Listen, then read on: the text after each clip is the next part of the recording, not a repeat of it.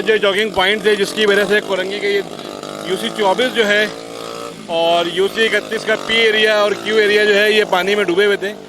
और इस choking point को क्लियर करते ही नाला जो है वो 2 से 3 फीट जो है वो नीचे हो गया है। तो आवाम की खिदमत के लिए एमकेएम पाकिस्तान और उसके तमाम जो जिम्मेदारान हैं यहाँ पे मौजूद हैं, इसी तरीके से आवाम के दरमियान रहेंगे। बरसात का मौसम है, बहुत सारे बरसाती मेंढक जो है वो बरसात से पहले निकले थे, लेकिन अल्हम्दुलिल्लाह वो भी इस बरसात में जो है वो इतना पानी होने की वजह से खुद ही बह गए। और इंशाल्लाह जहाँ पे भी आवाम को जिस तरह की भी सहूलत दरकार होगी, एमकेएम पाकिस्तान के तमाम जिम्मेदारान और कारकुनान जो हैं वो अपने कन्वीनर की हिदायत पर जो है यहाँ पे मौजूद हैं। और इंशाल्लाह इसी तरह आवाम की जो है वो खिदमत करते रहेंगे। जिए मुत्तहिदा, जिए पाकिस्तान। ये रेगुलर साफ़ किए जा रहे हैं, ये 5वां छठा पहले बारिशों का, और लगातार ही नाले साफ़ हो रहे हैं। लेकिन आपको पता है क्योंकि नाले जो हैं उनमें तमाम में सेवरेज मिक्स कर दिया गया है, जिसकी वजह से कचरा बहुत ज़्यादा था। और नाला आप साफ़ करें, एक हफ्ते बाद उतना ही कचरा नाले में दोबारा मौजूद होता है। उसके अलावा इंक्रोचमेंट आप देख रहे हैं कितनी मौजूद है नालों के ऊपर, जिसकी वजह से परेशानी आती है।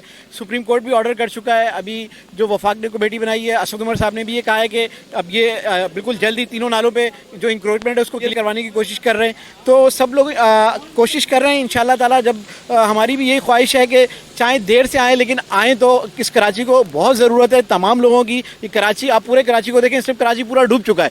कराची जो कि पूरे पाकिस्तान को पाल रहा है, जब कराची चलता है तो पूरा पाकिस्तान पलता है। हर बंदा ये अल्फाज तो बोल देता है लेकिन उस पर अमल करने के लिए कोई तैयार नहीं है। आज आप देख रहे हैं कि पूरे कराची की जो सूरत हाल है, कितनी बुरी सूरत हाल है। आज वफाक भी यहाँ पर मौजूद है, हमारी फोर्सेज हैं वो भी माशाल्लाह से यहाँ मौजूद हैं, और DMC KMC सारे लोग यहाँ पर मौजूद हैं। लेकिन जो मेन प्रॉब्लम है वो इंफ्रास्ट्रक्चर की है। आपको प्लान बनाना पड़ेगा, एक मास्टर प्लान कराची को देना पड़ेगा। कराची बहुत वुसअत इख्तियार कर गया है, पहले वाली चीज़ों में कराची नहीं चल सकता। सेवरेज का तो हमारा पूरा का पूरा निज़ाम बैठ चुका है। जब हम यहाँ पे नए 4 साल पहले आए थे, अब 3 दिन बाद हमारा टर्नओवर ख़त्म हो रहा है, लेकिन 4 साल के अंदर एक मरतबा भी कोई ऐसी बड़ी चीज़ जो है वाटर एंड सेवरेज बोर्ड ने नहीं बनाई जिससे कि आवाम को रिलीफ मिल सकता। तो हमारी अभी ये ख्वाहिश है, चाहे हम जा रहे हैं, हमारे जाने के बाद आने वाले लोग जितने भी लोग आएँ, चाहे वो एडमिनिस्ट्रेटर हैं, आप ही के लोग आएंगे, खुदा का वास्ता है कि उनको ये इख्तियार दे दीजिएगा कि वो लोग काम करवा सकें और जो सेवरेज है उसको नालों से हटा सकें, ताकि जो बरसाती नाले ये बरसाती रहें, सेवरेज के नाले ना बन जाएं।